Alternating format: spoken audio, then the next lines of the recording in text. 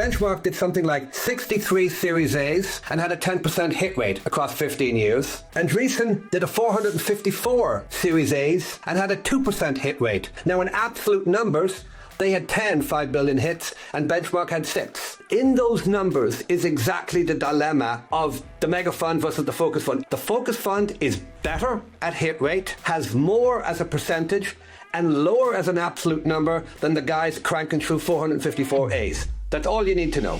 Ready to go?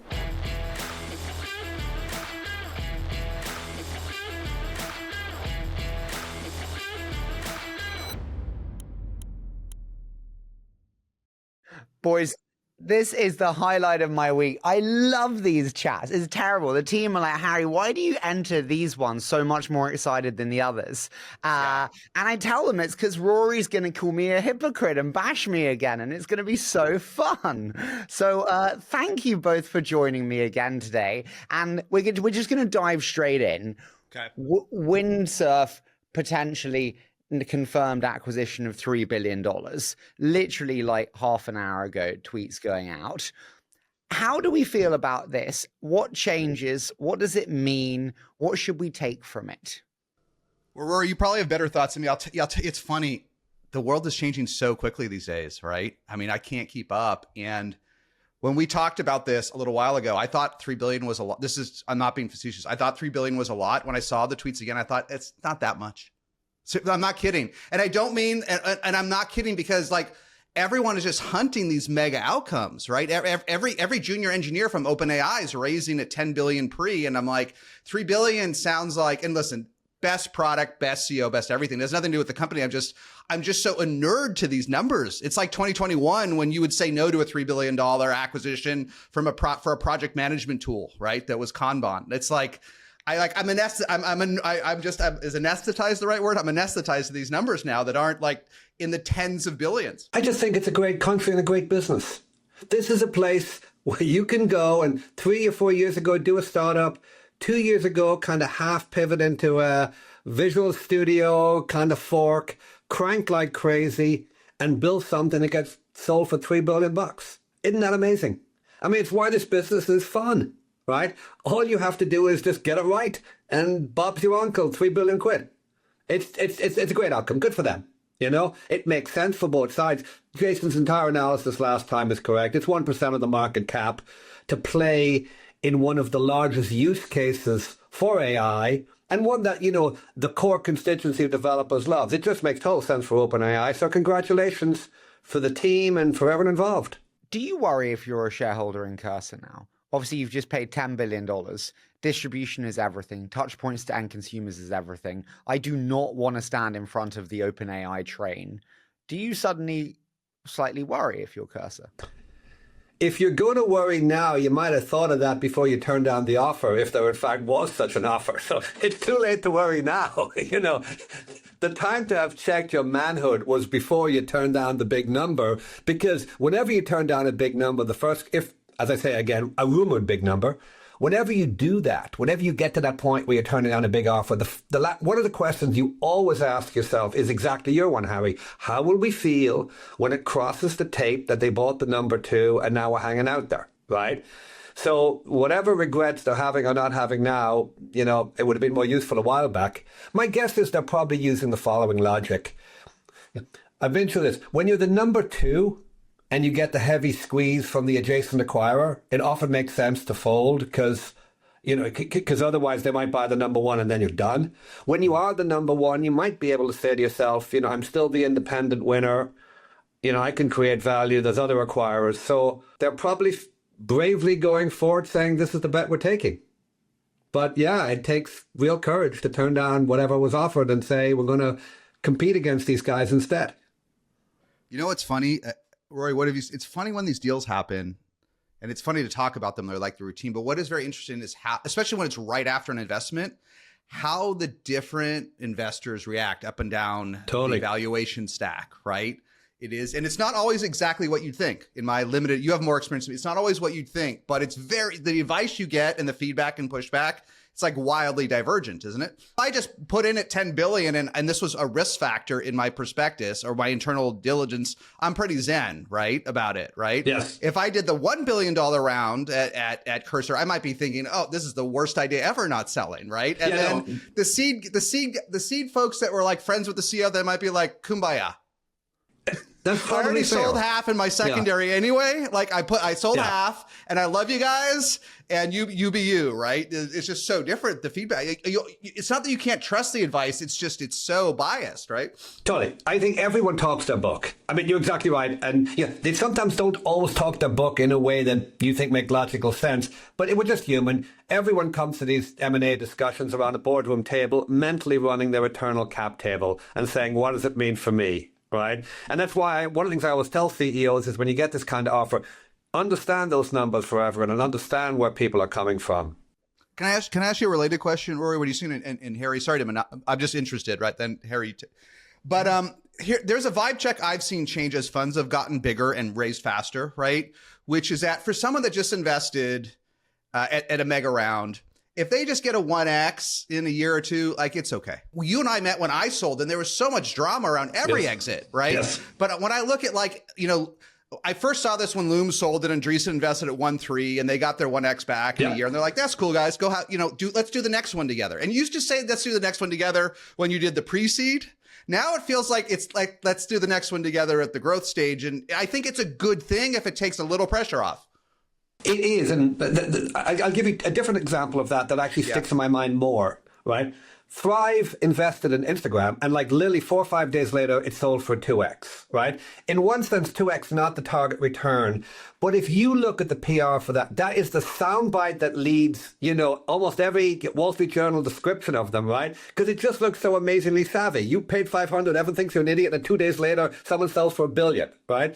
So there's a little bit of, it's not just about the numbers. Sometimes it's about how it's perceived and, what it does for you as a firm at that particular point in time. I think that was an amazing entree for those guys. They looked so sharp. And then obviously they built an amazing franchise on it. I think the Loom example, it's a different one. I think that was, oh my God, we paid a high price in 2021 and I'm going to be saved in 2023. Thank you, God. Right? Loom was a great exit. I mean, that one, I was like, kumbaya, guys, well done getting that out the door. I think I messaged Scott at Atlassian being like, dude, you could have paid 35 more. Just give them $1 billion. Like you did like 965. Come on. Some weird story there. Maybe they were careful not to push too far, Harry. Maybe $1 billion would have been gauche. I also think you asked Harry a while ago when we did this about how many 10x deals you've done, right? And I think part of it, when I think a lot about these conversations, and I think if you're a seed investor, in the early days, it's all good, right? The checks are smaller. But once you have a 10xer, right, you do become risk averse, right? Because it's material. Especially if you have a double digit millions fund, like that's a big deal, right? And you don't want to lose that. You don't want to lose it. But as I think some more, that may be true, but the class, I look back and I go, letting the winners run is the first golden rule, and so when you that's probably a mistake then, being overly risk averse on my winners. I mean, I look back and I go, when something is working, it's the military doctrine: reinforce success, starve failure, right? If you've just had a big 10x markup, if you got Sequoia late stage in, provided you don't know something about the deal, that should smell like the deal, because it's, remember, a 2x from here, which is all maybe or 3x, it was the Sequoia one, turns your 10x into a 30x, right? Riding your winners is one of the key parts of, making the math work, and which we're going to talk about later.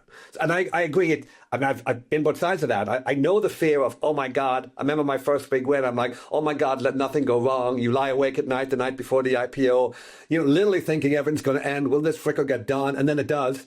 But, you look back and you go, I'm thinking of a specific deal. We took some money off the table early. I look back and I go, I probably could have 2x to 10x, which, to state the obvious, is a 20x. And that's a big difference. It's funny, Brian Singerman always taught me the value of the final double or the next double. Absolutely. 6 to 12 billion in company trajectory actually can be 12 months of work. That is double your returns in a portfolio often. He's exactly right. And what I say, kind of going back to something I was saying last time, almost everything about PE is better in terms of making money than what we do. And the only thing we have in our favor is that every once in a while, maybe once every 5 years, you find yourself with a 10% ownership in a thing that's already worth billions of dollars and is compounding like crazy, right? And you just got to lie back and say, how far is this going to take me all the way to, you know, tens or hundreds of billions of dollars, right? And that's the outlier that you just don't get in PE that you do so occasionally get in venture. And he's exactly right. That double from there, so much easier than grunting it out from $1 million to $5 million in ARR. Jason, because you did it as a CEO, to $10 million in ARR. Then the shitty year where you only go to 16. Then you reaccelerate a little. Oh my God! And now you've taken 10 million and turned it into 25 million of value. Whoop-de-doo. It's let your winners run. Totally agree with that. We mentioned that kind of bluntly, the sheer size of returns needed. Since our conversations have started, I have completely changed my mind on who is going to win venture in the next 10 years. And just roll with me because I want you to discredit this. But fundamentally, we see this shift from public markets and IPOs to private markets with mega funds like Lightspeed, GC, Thrive, you name it. Okay. There will not be many more of those. The majority of your sovereign wealth funds, mega players have chosen their provider, their partner at that stage. And there are 5 to 7 of them. And so there are very few places for the open AIs, Anthropics, Gleans, Ripplings of the world to go. And the outcome scenarios are bigger than we've ever seen, with trillion-dollar companies becoming more normal than ever. Oh my God. These guys are going to print billions, is my takeaway. And on top of that, their cost of capital is so low, they can shit on me and you and do 10 on 100 for a seed round, as they've done twice in the last year to me. I think multi-stage win the next 10 years. There's a lot in that. And I'm going to have a go. This is where I have the advantage, which our listeners don't, of seeing your agenda. And Harry, I love your start here, changing your mind at the last minute. It's good to change your mind when the facts change, so I respect that. But the agenda is intellectually incoherent then, because you have this one which says the mega funds are going to win, and then the next thing we're going to talk about is Josh Koppelman's wonderful piece on venture arrogance score, which would kind of argue for the opposite side. Then we're going to talk later about, secondaries being the only liquidity, which would also argue against. So a little bit of the work, we're oscillating on this question a lot, but it's actually okay because it is actually the biggest question. So it's okay that we're gnawing at this bone and even changing our mind week to week as we think about it. But because I got exactly, half an hour's heads up that you were changing your mind, I think my summary would be on your thing, are they going to win? I think I'm going to say 3 things and then we'll probably end up pulling them apart over the course of the conversation. 1, I think they already have won because they have the money. Step 1 in winning is if you've got $7 billion to invest from 2024 on, forget will win, you have won, right? And you're in an excellent place, right? And then the next level so winning, first is winning by having the money. Then the second thing is, can they invest it profitably, right? And look, they're all excellent investors. They, very basic comment, they have between 50 and 60% of the capital, provided they don't under-index the rest of the industry. They're going to have 60% of the wins. So when someone says, oh my God, all these people have all the wins, I'm like, well, dude, they have all the money. If you have all the money and you do all the deals, you get all the wins. It's just math, right? The real question, so for a long time to come, I think you described it exactly correctly, which is they're going to be able to, because they can do those later rounds, they're going to be able to option value a C deal and even option value an A and a B. That's just the dynamic you're in for a while. The interesting question over the long term, and it's only over the long term, is will that winning be enough? The Koppelman question. In other words, if 6 or 8 people each have a $8 to $10 million pool of capital, can they all make money over the medium term? They will, in the process of figuring that out, trample on a lot of other people's economics. But the long-term question, when the verdict will go back to the LP, is do those funds make enough of a return to warrant re-upping in 3 and 5 and 10 years' time? To me, that's not as clear, right? So my operating assumption as a mid-tier firm in terms of size is for the next 3 to 5 years, there's great big walls of capital that will make a lot of investing very difficult. And even if it doesn't work out quite as well for those firms over the medium term, not because they're not great firms, they are, but because there mightn't just be enough money to go around.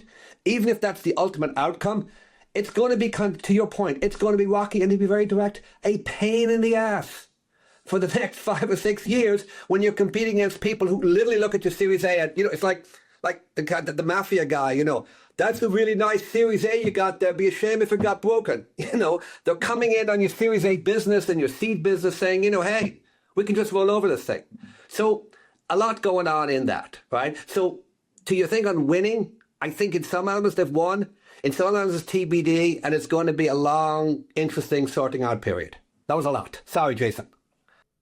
No, you've convinced me. I think that, listen, whenever I get an email from a founder that has what appears to be those metrics, right? That on their seed, they're going to get 10 million at 100, right? 10, 15.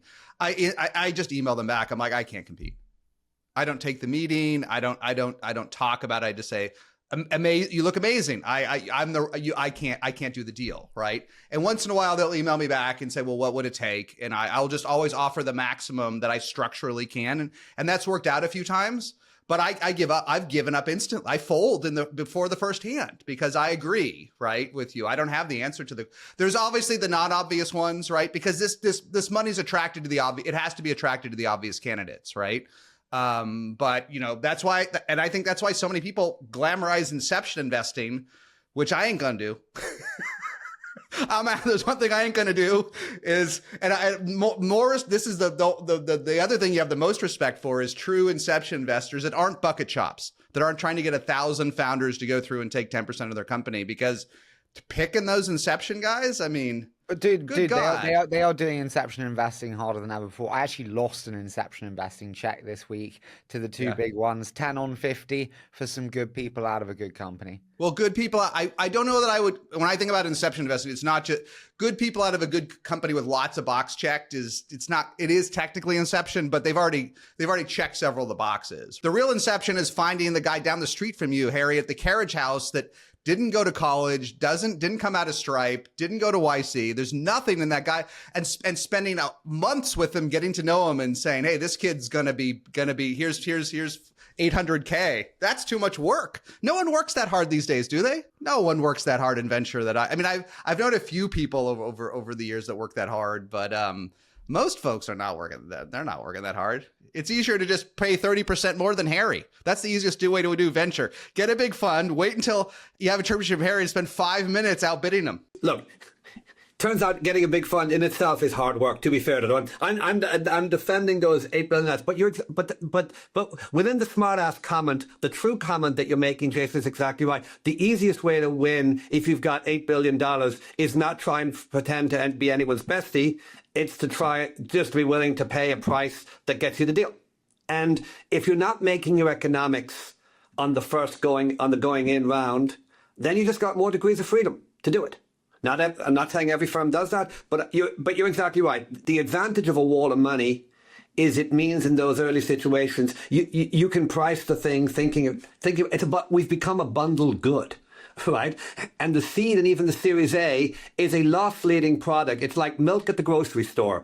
Come on in, buy your cheap milk, but we're going to upsell you all the strawberries you can buy, baby, right? Wait till you see the Series C and D, right? So that's where, you're up against. So to your point, Harry, there's lots of reasons why those big firms can win. It's also I saw your podcast earlier this week. It's like there's all the other wonderful things that they bring in terms of platform and all that. But the most wonderful thing an $8 billion firm brings is $8 billion. My question is, can you even do multi-stage if you don't do pre-seed today?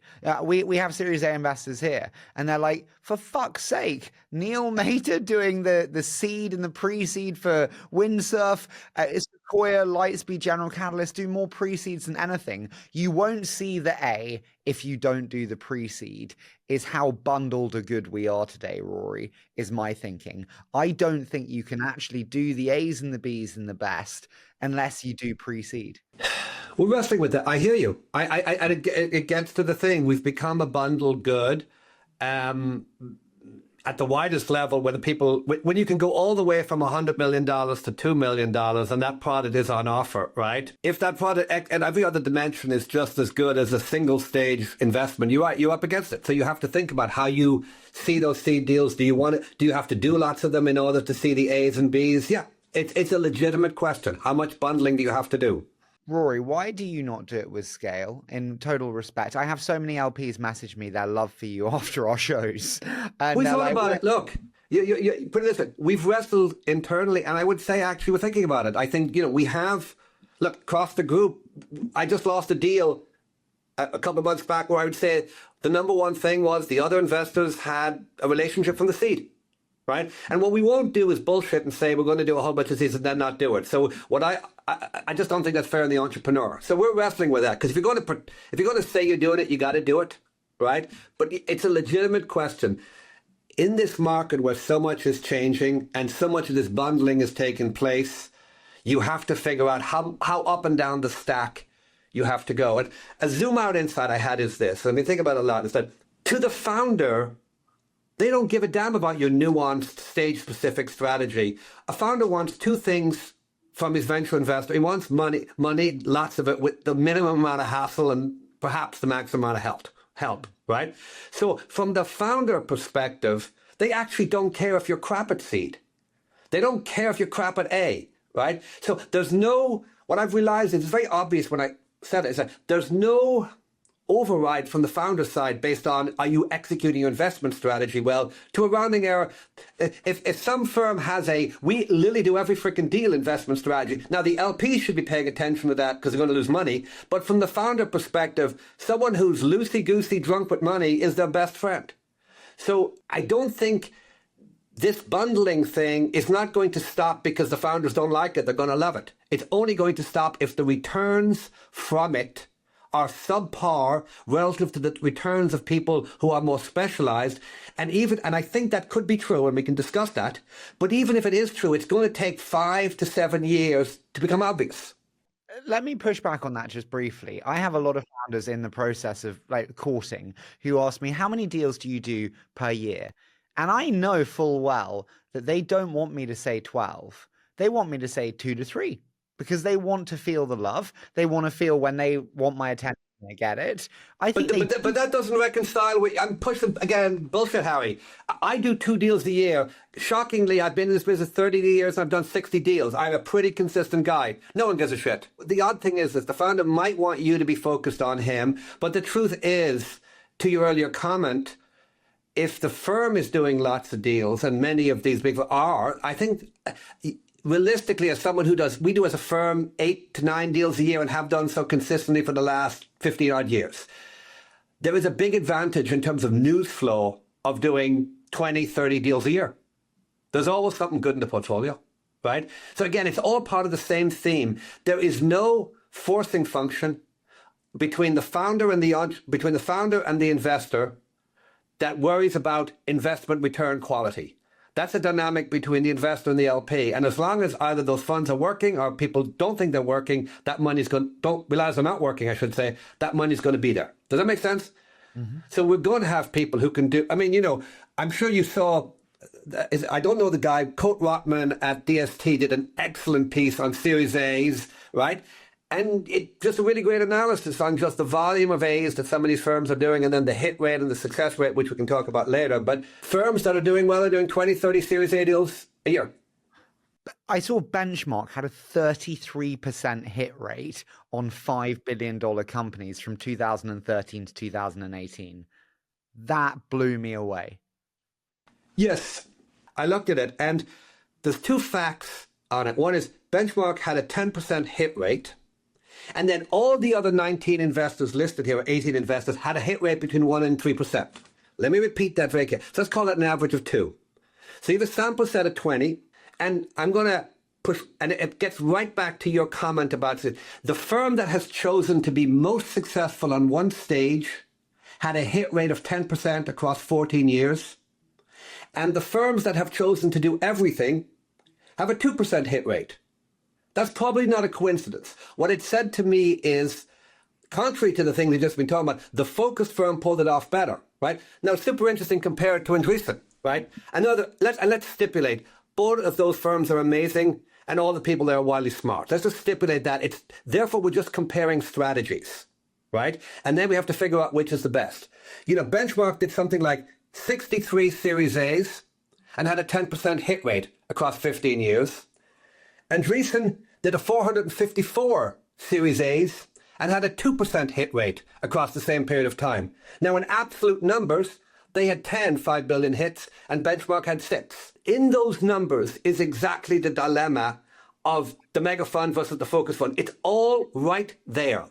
The focus fund is better at hit rate, has more as a percentage, and lower as an absolute number than the guys cranking through 454 A's. That's all you need to know, right? It just shows clearly that if you scale the thing up, your quality does slip, but the aggregate numbers keep going up. And the only question, therefore, is which of those strategies makes the most money and will capital, and does the larger volume strategy, which 5 or 6 other firms are pursuing as well, is that going to pass the return threshold? And if it is, that bigger strategy works. That's the guts of the question. It was great analysis. I've never met this guy, but I printed it off. I read it for like 2 or 3 hours. I'm like, there's a ton of information in there. Those deals also were a while ago too, right? Yes. I mean, it was fun. It was such a different time. And I'm not saying they won't reproduce it, but when I look back, when I was that was when I started to invest, right? It's nothing like today. Like there's nothing in common. There's nothing in common 2013 to 2018 exactly when I started. Right. Nothing. You're exactly right, but there's potentially 2 consequences of that. Let me give you, the first is to say, hey, it wasn't as easy as that, right? It's going to be harder now, agreed? Yeah, for a lot of reasons. Agreed. Right. But if it's harder now, but this is the fun fact about thing. If it's harder now, and let's move from hit rate, which is how many times you got it right, to what percentage of the best outcomes you got, right? Trust me, I'm going in this, right? In a less competitive time, the best firm in terms of percentage of total outcomes was Andreessen. They got 10% of the good outcomes. Benchmark got 6, and everyone else bunches in the 2, 3, 4, 5% range, right? In other words, when there was less money than there was today, the most aggressive firm only, and I say only with parents because it's an amazing outcome, got into 10% of the great numbers, of the great deals. Now you circle back to the Josh Koppelman thing and you realize it's really hard to build a fund that says in 2000, if you're building a fund where the fund model assumes in 2026, you're going to get into 20% of all the good deals. Then I say to you, Andreessen, the most aggressive firm in a less competitive market, only got into 10% of the deals, and all the other firms did less than that. So this gets to these big firms. It's going to be really hard. It might be possible for one $8 billion fund to be freaking amazing. It's going to be very damn hard for 6 or 7 $8 billion funds to be freaking amazing at the early stage level to the extent required to make the math work. Well, for me, it's just about the multitude of trillion-dollar companies that will exist. And if there's 2, then you're right. They're fucked.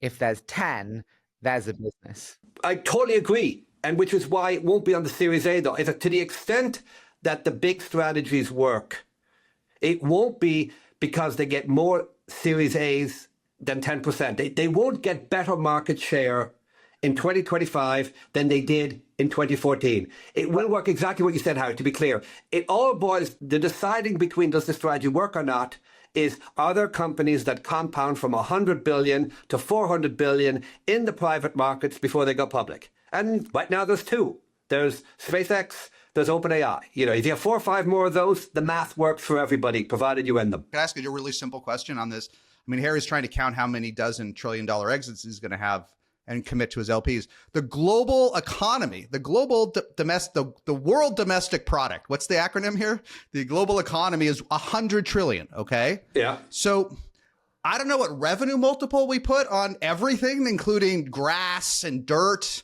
And, but how many out of 100 trillion, how many $1 trillion exits can we have in $100 trillion world? Like excluding Mars. You know, I'm going to ground this in fact, because Harry uses trillion because that's his Harry, right? Yeah. But, you know, the US GDP is around 30 billion. The US stock market trades at roughly 2x GDP. So 65 billion, right? Yeah. And Noah Smith wrote a great piece on not conflating income and market cap, but around 60 trillion. The more important point is, again, and you know, somewhere every decade there's roughly, I mean, it boils down to this, there's roughly $1 trillion per decade of new value created, plus or minus, right? Yeah. And that's been true in the past. And the real question is, does that one go to two?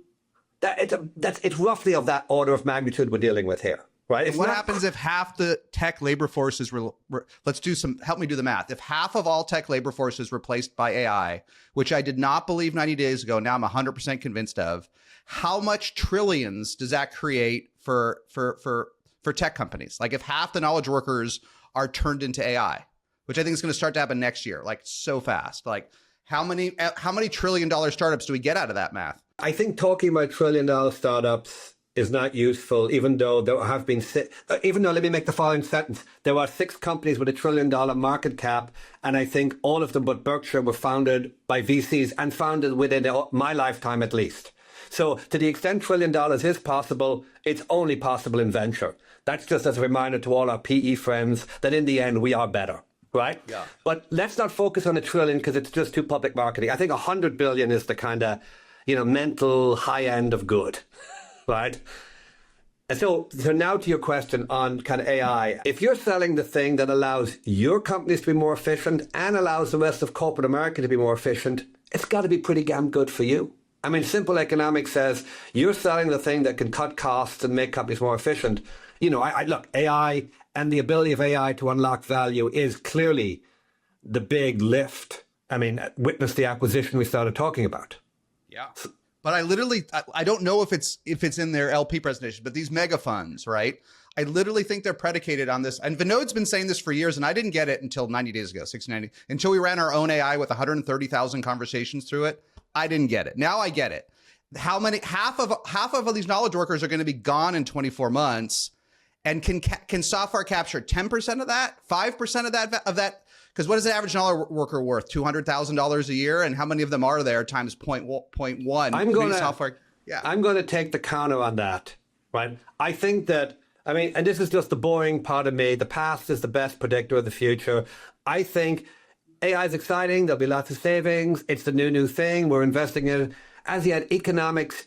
It's hard to move macro dials. If it lifts the GDP growth from 1.5 to 2, you'll barely notice. It'll be it's going to be like PCs and the internet. It takes a long time to show up in the numbers. So it's not going to be some step function change. But that doesn't mean you can't make, many multi-billion-dollar outcomes from it. I don't buy the mass unemployment in 12, 24 months. I'm not even sure. I'm not smart enough to even know what's going to happen to GDP, right? In fact, I'm pretty skeptical that most software that increases efficiency really contributes much to growth, right? I mean, come on, we've all CRM, all this stuff. It hasn't really.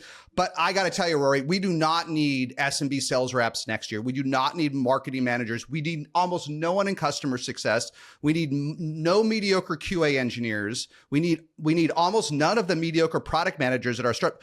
I will bet you $100,000 that more of these people are unemployed 12 months ago than you think. $100,000, and it's already because it's already happening, right? I mean, I'm slow, right? I didn't get it. I mean, literally. Even at SaaS, we've gotten rid of 5 people in our team in the last 90 days due to AI. 5 people off our team. And it's better it's not just efficiency, Rory. It's better. And 2, they don't complain about the job. They don't complain about the job. As soon as AI is even 80% as good as a human, they'll all be gone. You can't get anyone to work at these boring SaaS companies. Literally, I talked with an old marketing manager I worked with that's not even that senior. Okay. She's been out of work for 6 months, Rory, 6 months. Okay. She says, I need to make at least $300K and I just want to attend meetings. That's what she said to me. I've known her for years. I want to make at least $300K in tech. Because that's what she did in 2021. She went to meetings and made 300K. I'm like, I'll keep my ears out, is what I said to her. I'll keep my ears out for that 300K meetings only, hands off keyboard role. They're all going to be gone in a year. They're going to be gone. You love extremes, and directionally you're correct. It'll take longer.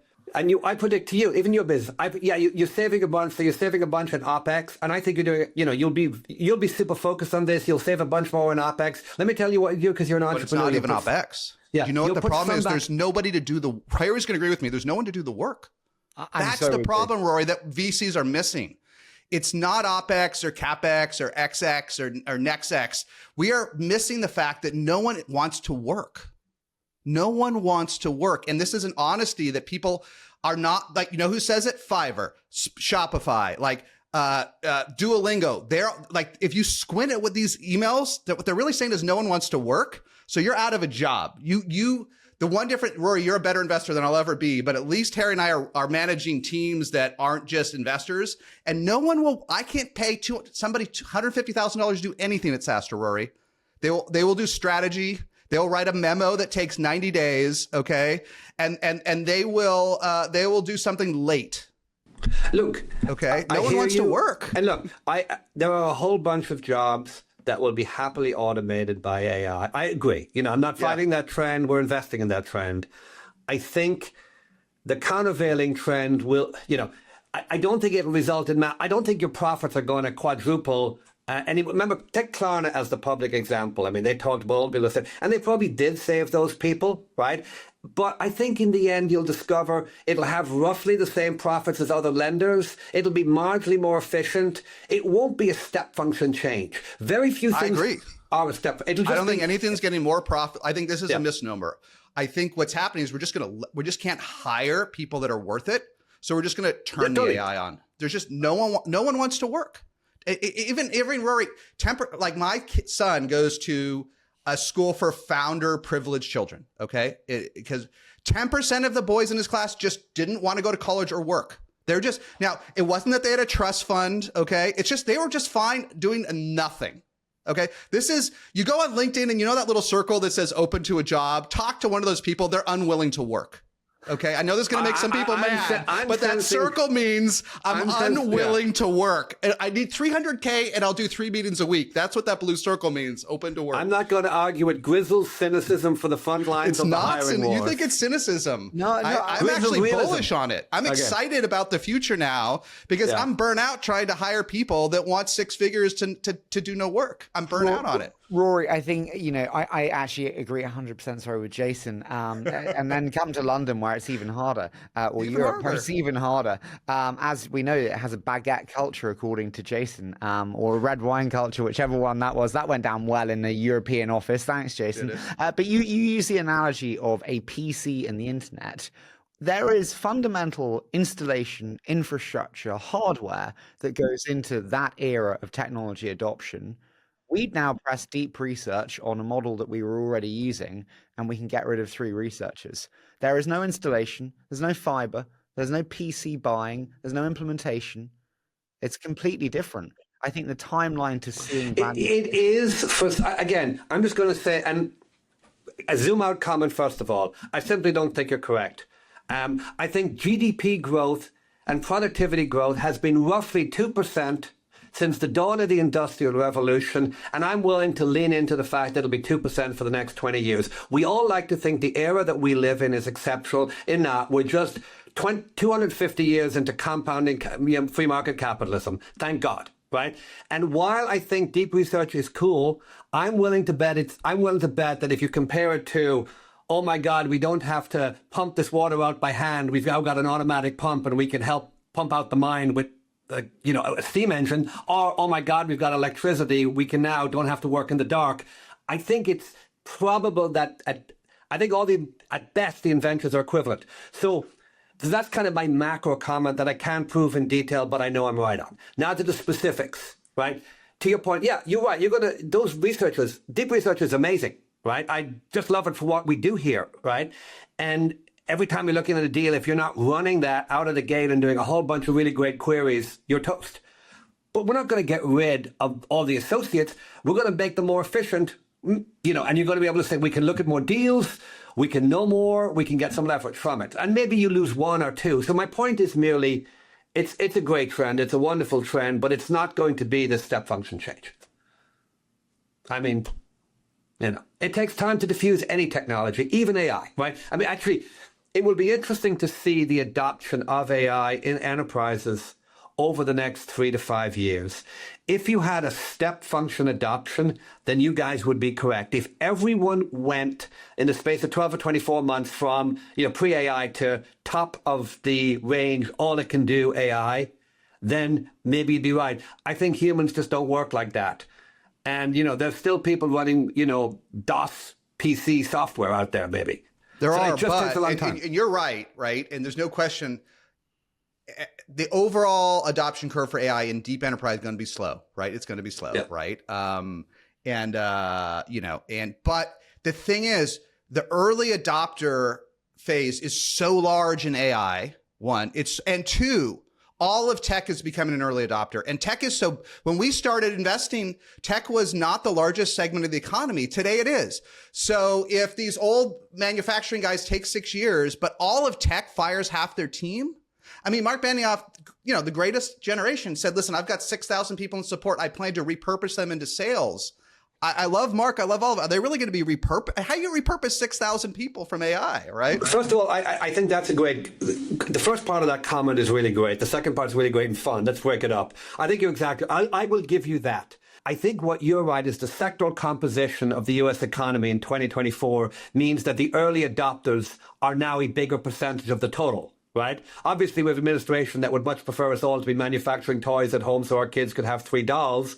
But given that we're not making dolls at home in America, you're right. It's tech, it's biotech, it's finances. There's a bigger percentage of the US GDP that will probably lean into AI more quickly than, say, in the 1980s and 90s.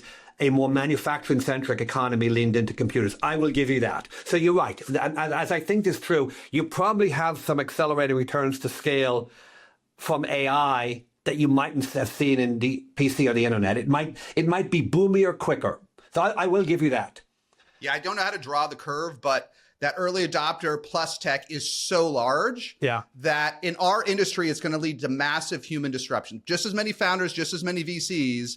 But man, if you're a hands-off keyboard middle manager, you're going to be gone in a year. And closing the loop from an economics, because I am a nerd, is what you probably will see is massively productivity in those sectors, and then you'll have the bomb-all disease of inefficiency in health, education, and some of the other stuff. So if the overall GDP remains, and I'm correct, at 2%, right, you might have massive productivity gains at Salesforce and utterly no productivity gains at, you know, healthcare, maybe education, maybe some government sector. So I'll give you that. I think that the adoption within the tech sector will be super fast. Now to your second point. What happens to those 9,000 people? I don't know. I know. I think you might. Vinod said this so many times until I was at EF, did a demo day out here, and I watched Vinod again after building RAI with 130,000. And he said, half these people are going to be gone. There will be no jobs for them. We will build AGI or whatever you call it. They will have income. And in the end, there will be no jobs for them. So taxes will go up. We have to pay for them, right? And we will all be better. And like, you can laugh at this, but when I heard this say a year ago, I'm like, this is the guy that invested in OpenAI. Today, I'm like, I see it in my own AI. Like, there is no, those 6,000 people, okay, making 68 at Salesforce with benefits and taxes, wherever they are, they're probably no matter what their hourly rate is, they probably cost 6 figures. There will be no jobs for them. There will be, they may have to work at Subway, and it's terrible. There's no tech jobs for these roles. There is no job, right? And I was on and every CEO that I know, and this is micro, this is not macro, but every CEO I know that's at growth scale Windsurf has some version of a hiring freeze going on, right? No matter, unless the growth is insane and it's all, you can hire, but you got to get rid of somebody, right? It's all AI first. And so it's even worse for these folks because everyone's got some sort of soft freeze, right? Even if it's just a quality freeze, right? And so who's going to hire these people? Aren't A tier. Who's going to hire them? To what extent is this not just like Adam Smith's invisible hand, which is one of the biggest shortages in labor markets today? It's ambulance drivers, it's fire engines, it's truck drivers, it's plumbers, it's roofers. Terrible. Agreed. I was going to say, again, always willing to change my mind when I hear new data. Thinking about what you said, and I saw that journal article on just, graduate unemployment creeping up. There's definitely overproduction of some skills and underproduction, as you say, Harry, of some of the more vocational skills. I do think that's a thing. I think, give Peter Thiel credit, 10, 15 years ago, he said the return, and I think the return on college is pretty good for the good student. It's pretty good for the STEM student. But the marginal return on the marginal entrant to college in the last 10 years is profoundly negative. Right? You've gotten a set of skills that don't have a market value and you owe 150 grand. So I do think you're right there. And those folks are looking for the soft jobs, not soft as in easy, but soft as in marketing, with soft, where it's not STEM skills. And it's just really hard. Yes, I buy that. That said, if you've got 3 really smart friends at STEM and you can crank out a Visual Studio fork, you too can have $3 billion in 24 months if you can just get shit done. There's always going to be room at the top, baby. Look, I mean, college is already becoming... This was Vinod's point. There's a limited element of college that's already UBI. Like Harvard's $200,000 a year or less you don't pay. In Stanford, I think they raised it from 100 to 200. You pay nothing, right? So great, that's at Harvard. Even though it may become for profit soon, they can pay for this, right? But when every college is that way, it's UBI, right? You got to do something with these kids, right? I think that's where we're going. Can I ask you guys, you mentioned that Harvard might be a for-profit. I mean, that was absolutely in the news. I put it as one of the number ones. When you look, we're going to be taking away Harvard's tax-exempt status. It's what they deserve. Trump posted to Truth Social. Listen, yes, I care about Harvard. I like them very much. They're great to work with. I also worry intensely that this is going to happen to every endowment fund. And if it does, what happens then? Help me understand. Is this the start of a much bigger wave? And how will this impact commitments to venture? It's the end of civilization. What does it mean for me, said Harry Stubbings. which, by the way, I actually totally respect. Because if we go off into some kind of blather about, what we think about Harvard, I'm no more qualified than you or any of us. I'm just a man in the street when it comes to that, right? Also, Rory, when you think about who listens, no one cares what we think about Harvard. They exactly care what I was going to say. LP check be impacted. Yes. Look, again, unfortunately, going right back to the first thing is, if it turns out that there is pressure on endowments, and I think even if this doesn't happen, and there's a lot of reasons why I think it mightn't, or it gets delayed, there's going to be, what we said a few weeks ago, this was going to be huge pressure and precautionary kind of cash planning in all the endowments. And going right back to our discussion at the start, unfortunately, those are the LP of choice for the small, early, innovative funds. It's another thing that's going to reinforce, the big will get bigger and it'll be harder to be new. It's not a great trend because, if you're raising $8 billion, you've long since stopped talking to Harvard in a meaningful way. You're actually talking to pick your sovereign wealth fund. If you're raising $150 million for your first fund, those are the people you'd be going to. So it's bad news within our particular world of venture investing. And then the one, and it's deliberately not trying to veer over into the political, I do think we're in the business in venture of funding the things where the US has a massive comparative advantage. And that comparative advantage is typically caused by high intellectual property, high knowledge worker industries like biotech, like software, like robotics, right? That won't be possible if we don't have a well-funded higher education sector. So we can talk about all the old dumb things Harvard did and did not do over the last 10 years. And, particularly with that report that came out on anti-Semitism, there's a ton they have to be ashamed of. But sticking back on my venture hat, avoiding kind of trying to be Mr. Political, for our industry, one of the non-negotiable ingredients is a strong and vibrant technology university system that generates graduates and research that have kickstarted the whole thing. So I don't want to lose Harvard. They may be arrogant asses. They may do this whole I was at school in Boston thing, whatever. They turned me down 30 years ago. I'm still grim about that, but I don't want to lose them. Yeah, it's okay. A good point. You don't want to kill the golden goose. It's really good. We have a good thing going here in venture, and a huge amount of it is just the smart, talented young people that come out of these colleges, educated and ready to go. Don't blow it. I mean, during peak lockdown, we briefly took it for granted. Everyone was distributed. We thought maybe it didn't matter. None of this stuff mattered, but now we know it mattered. It really matters, right? It really matters, right?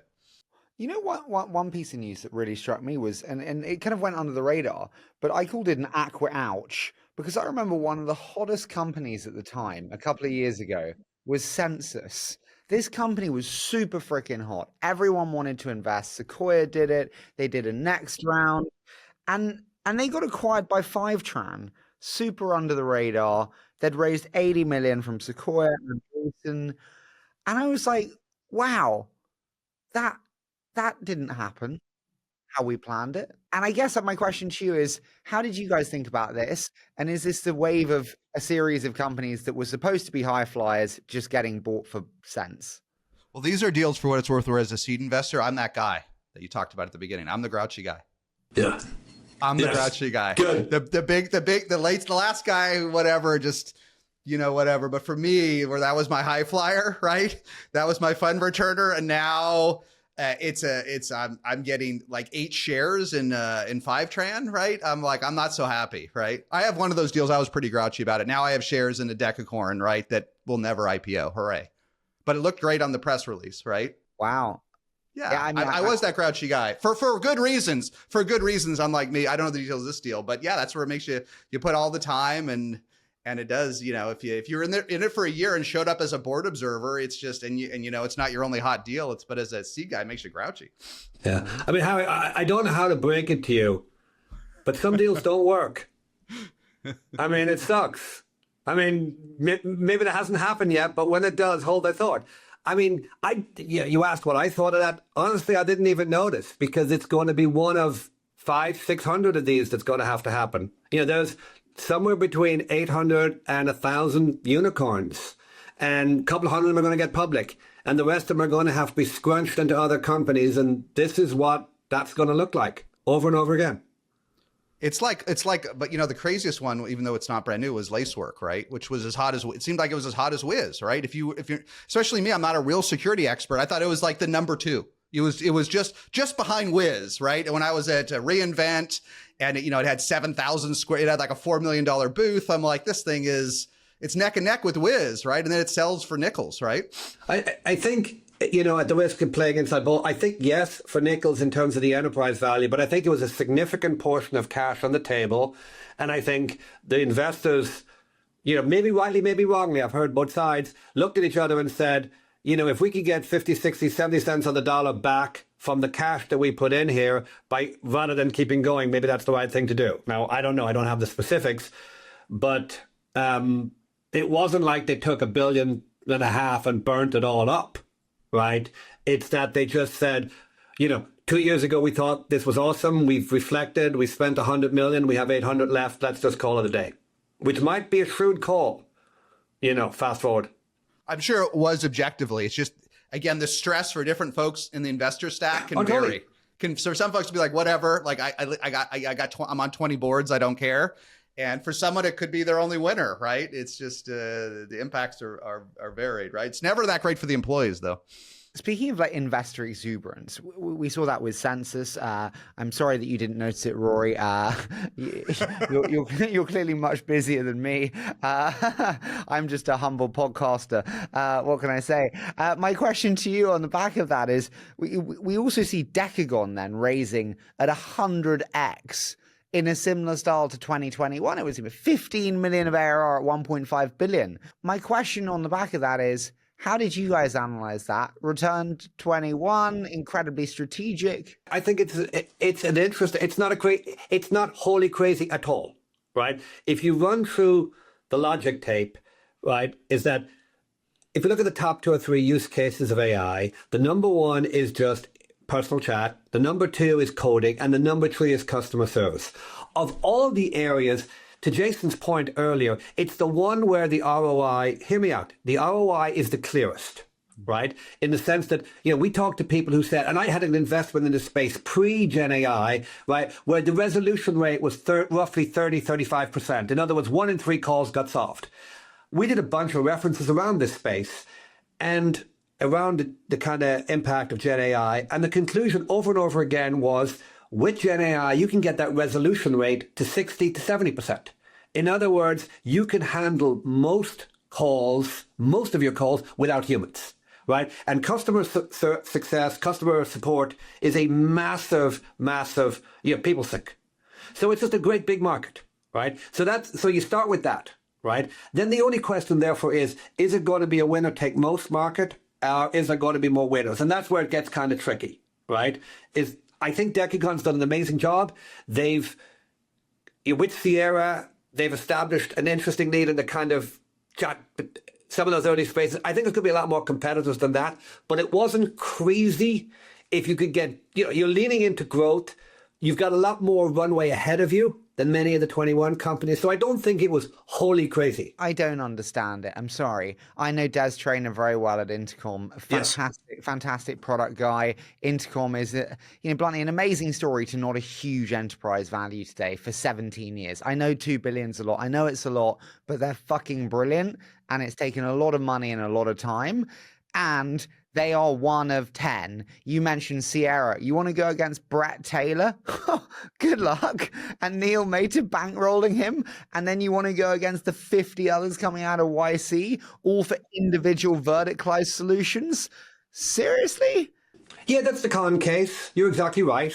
Look, we've agonized about this market a lot. You have the pre-Gen AI people, and I think you're exactly right. Intercom is by far the best of those. They've done an amazing job of adding AI, their little fin, charging. I mean, if there's anything that you could do, if there's anything that a pre-Gen AI company could do to get relevant in Gen AI for customer success, I think Intercom have done it. So they get an A++. And they're Irish, so that gives me double votes. I want those guys to win, and no one like Des too, right? And you're exactly right. I think that the problem is whenever you're one of the more mature business, you're encumbered by facts, right? You have a scale, you have a growth rate, you can kind of project off that. If you're doing, I don't know the numbers, I'm going to put 400 million growing at 20%, whatever, you can value that and it's kind of bounded. When you're selling quadrupling and 5xing year on year from, 3 million to 15, or was it 5 to 25, people just are more willing to lean in and say the future's unbounded, you can treble for 3 more years and suddenly the math works and you work 1.5. I know how it happens. Venture guys love new shit with option value over old shit with intrinsic value. It's as simple as that. We don't do intrinsic value. You know why? There's no upside in intrinsic value. We are upside junkies.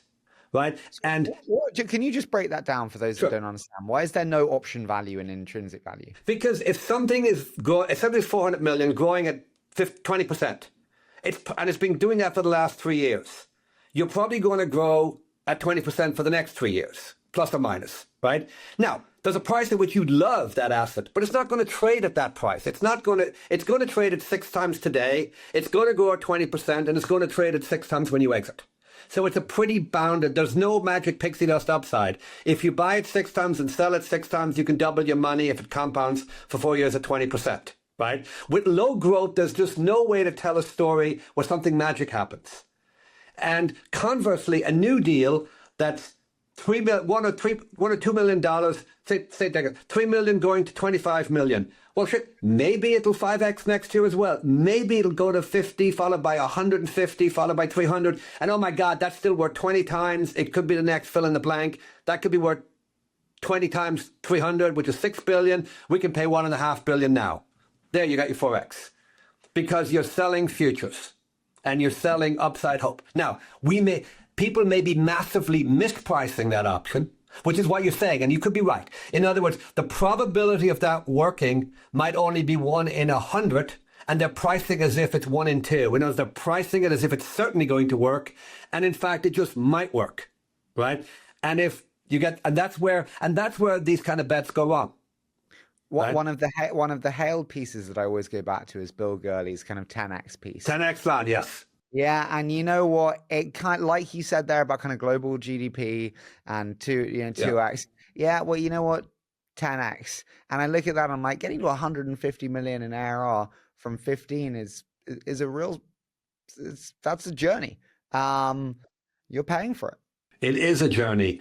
And in a way, and look, we had some internal discussions. Should we be one of the 100 people pleading to put money into Decagon at 1.5? And we had some interesting discussions. That is not a scale deal. No, it's not. That was my comment. But my point is merely, we look, going back to the thing that you said, Harry, is, the market is changing so much that if every day you're not saying to yourself, are we doing it right?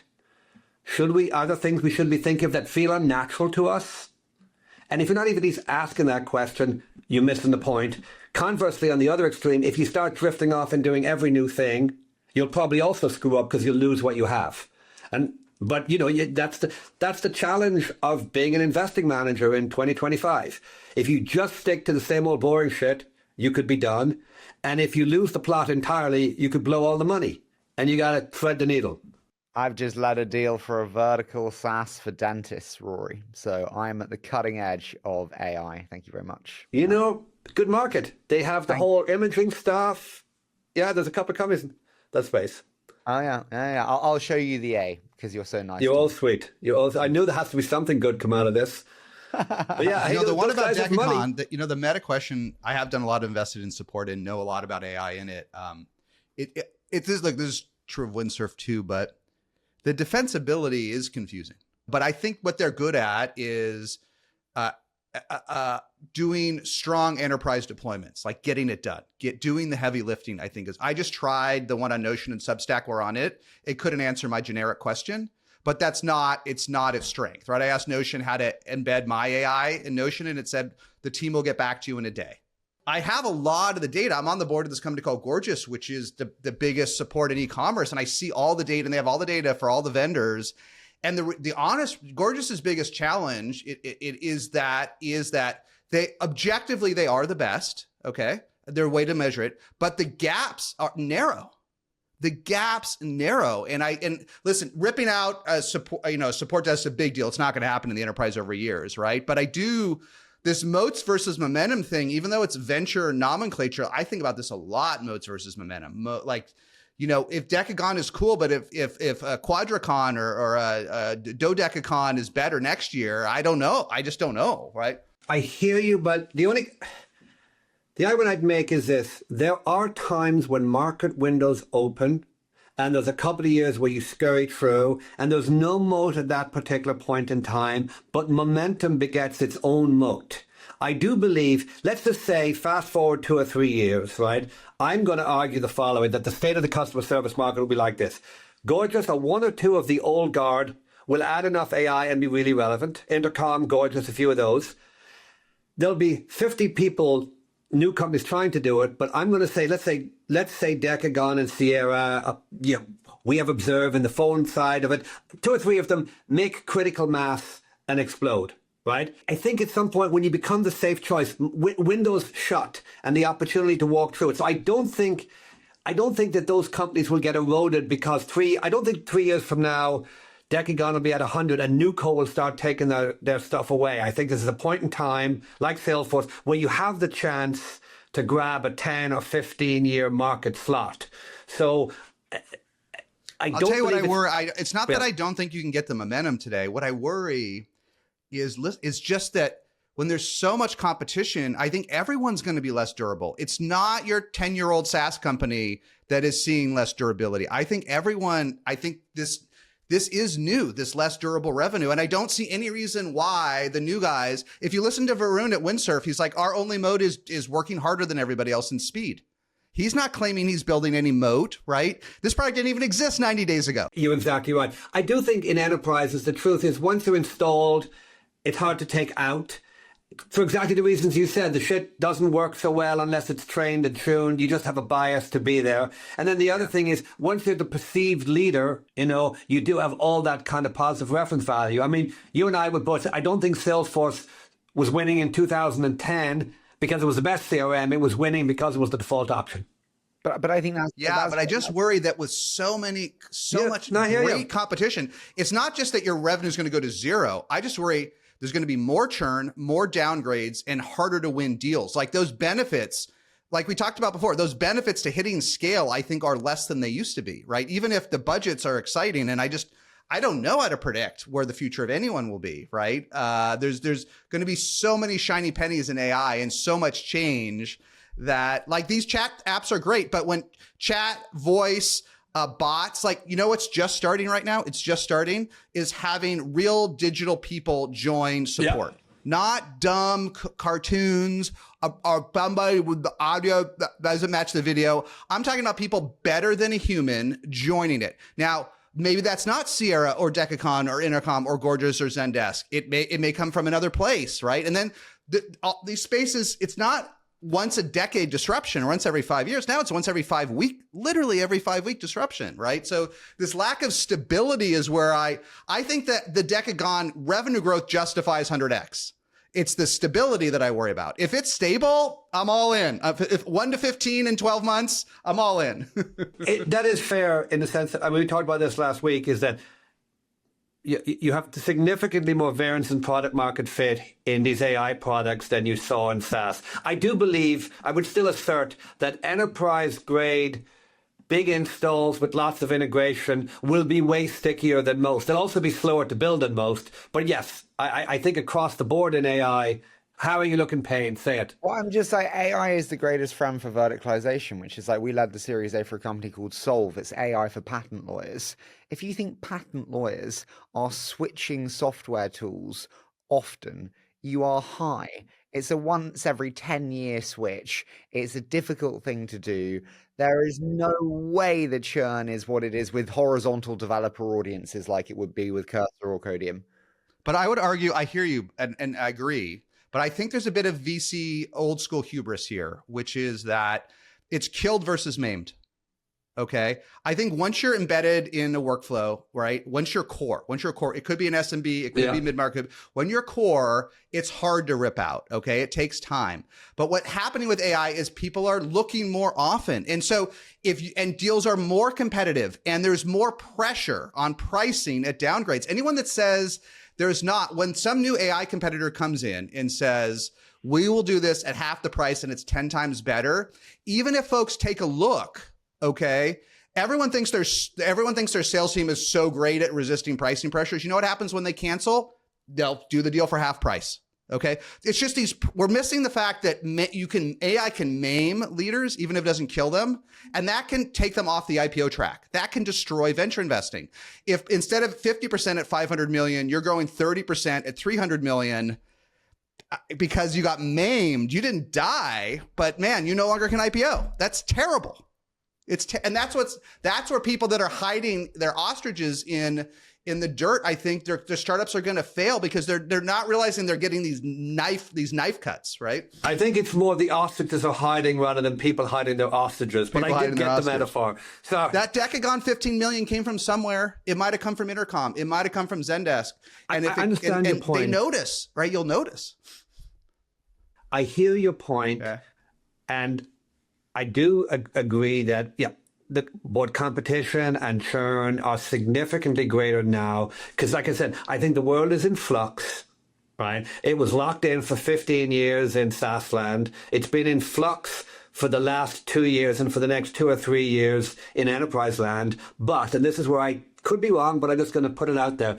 I think the positive view is I think that what a successful set of products in AI starts to gel over the next couple of years, and the people who are in the lead at that point in time get a similar 10-year run to, the 10-year runs you and I both benefited from in SaaS, Jason, and that risk of churn and that acute competitiveness, that 60 people shakes out to 3 or 4, and in the end, market formation evolves in the same way as it did in the enterprise space, which is, typically any enterprise apps marketplace tends to be a modest oligopoly of 3 to 4 players where, you have steady market share. That's the vision. If you're wrong in that vision, then these assets aren't worth 10 times revenues. They're only worth 5 times. And everyone is so horribly wrong. My head hurts. Right. I at least think it's much riskier than I thought 100 days ago. Much riskier.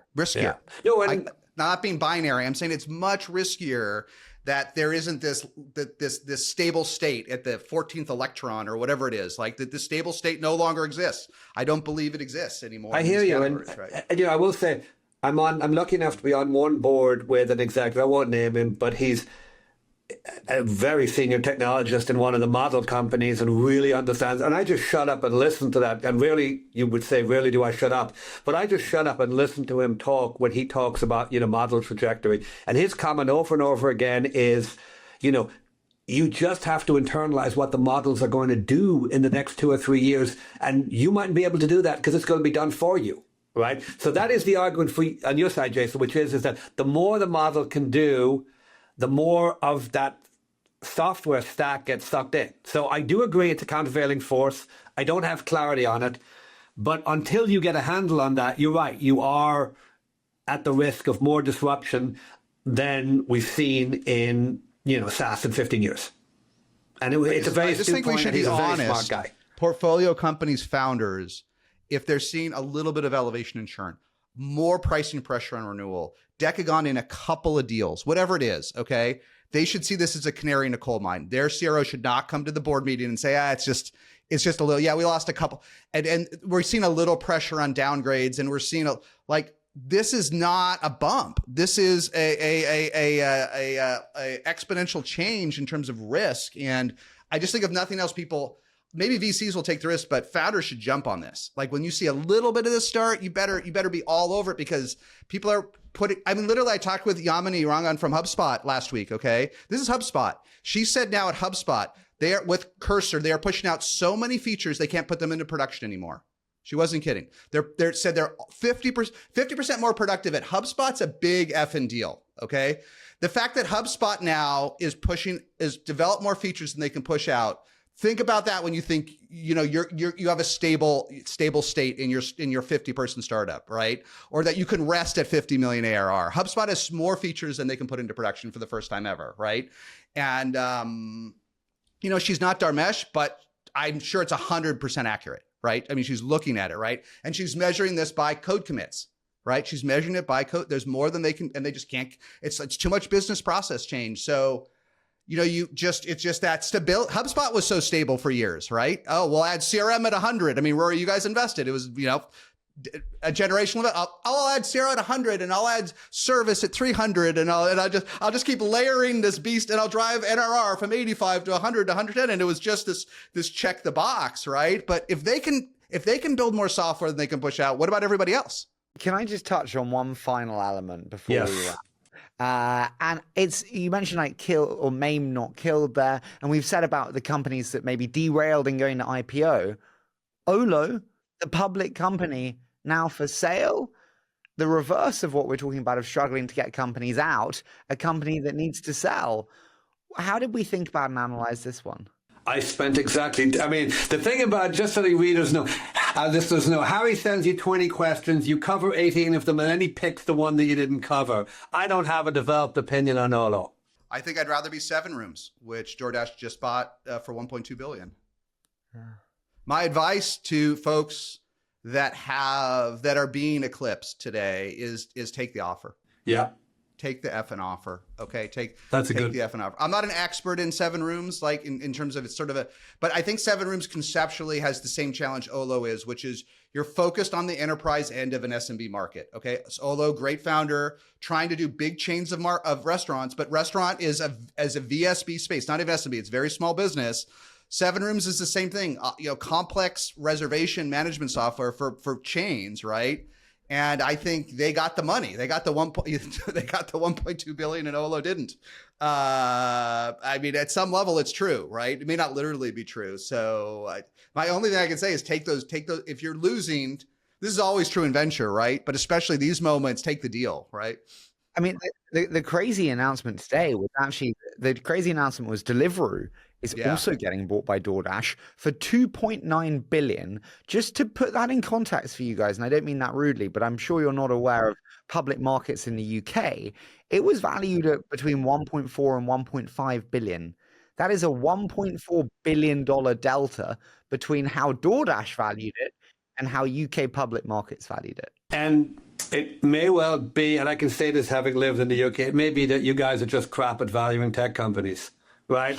I mean, and it's a genuine comment, is that, that look, DoorDash is the machine. They're the, I don't know, $60 billion market cap.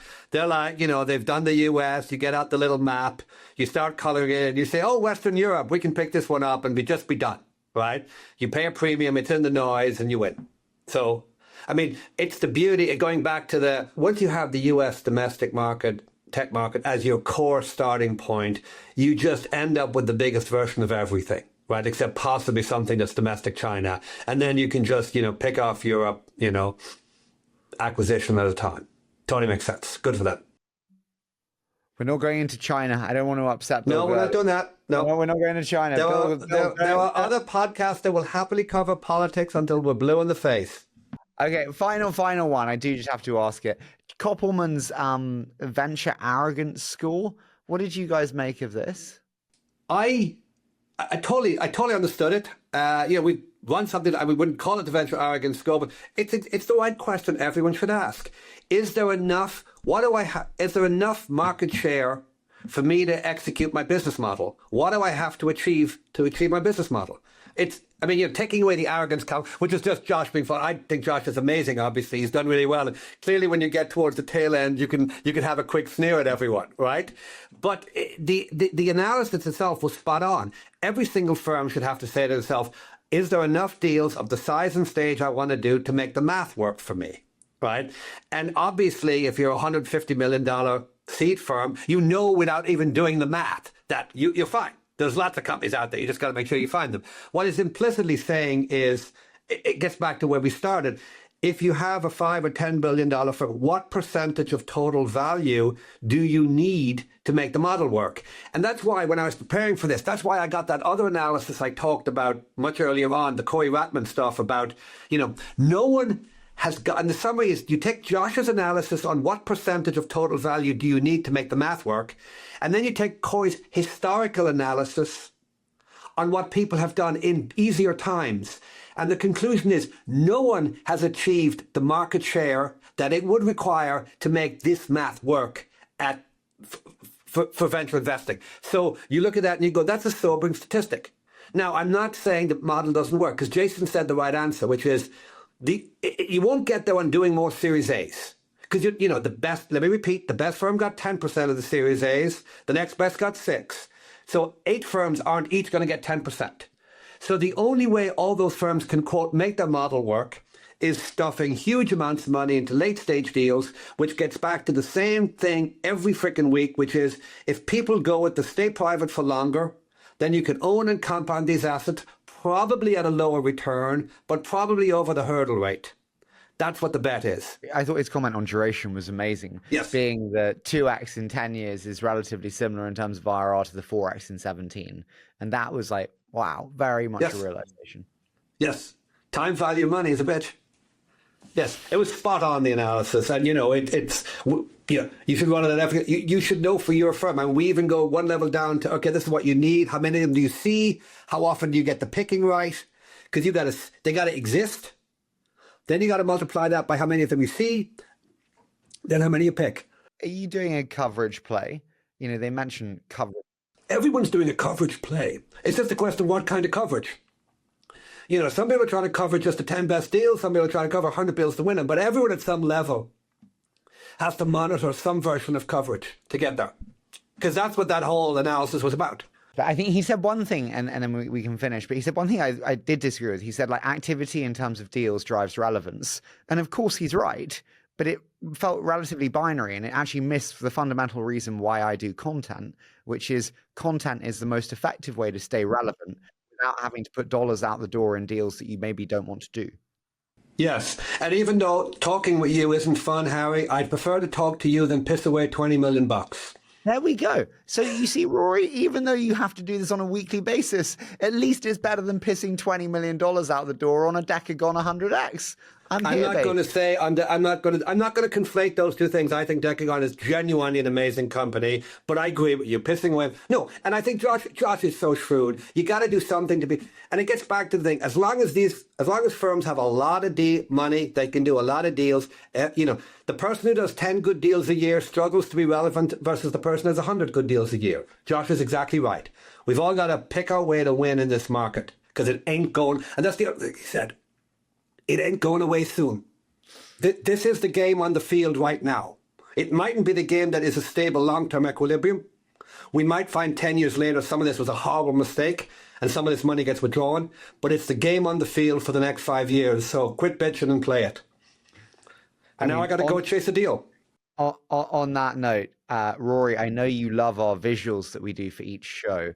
And the visual that we're going to do for this show, thanks to Jason, is no one wants to work these days. Oh, no! I get in trouble for that one. With my face right in there. You are not doing that. Look, I was telling Jason this before you got on. I have even switched from a PC to a Mac to make this work. So I'm trying my best, Harry guy. So come on. Rory, I think you're doing a brilliant job. I think the world is learning. I so appreciate you. Jason, man, it's so lovely to see you. Okay. I love this, boys. All right, Take care, guys. I don't know how to turn this damn thing off, so I'm just going to go.